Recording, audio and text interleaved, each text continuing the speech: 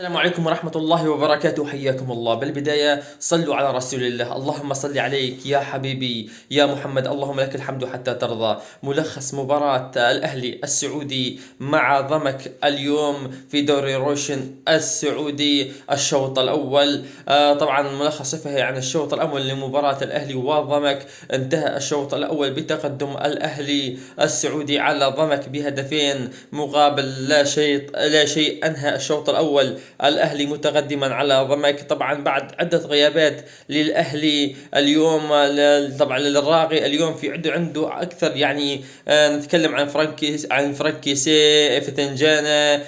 نتكلم يعني عن يعني عدة لاعبين متواجدين مع الأهلي اليوم. غيابات يعني والأهلي يتقدم بهدفين مقابل لا شيء، تقدم مستحق للأهلي، وخاصة كانت هناك مفاجأة في المباراة بتقدم الأهلي بهدفين. أول 7 دقائق كان الأهلي متسجل هدفين. أول الهدف هاي بالنسبة يعني نتكلم عن الشوط الأول.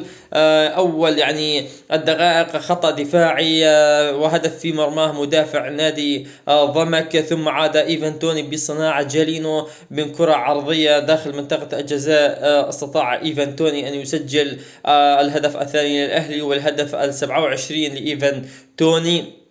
الأهلي أنهى الشوط الأول ب2-0. يعني الأهلي كان عنده 62 نقطة حاليا. إذا بقي متقدم الأهلي إن شاء الله يصير عنده 65 نقطة. يبقى الفارق بينه وبين النصر المتصدر 5 نقاط، ويعني بينه وبين الهلال 3 نقاط. أو يعني يقتربون من بعضهم. الخسارة تخرج الأهلي كثيرا عن المنافسة، ويستفيد النصر ويستفيد الهلال. على كل حال انتهى الشوط الأول من مباراة الأهلي السعودي وضمك بهدفين مقابل لا شيء. واستودعكم بأمان الله، حياكم الله.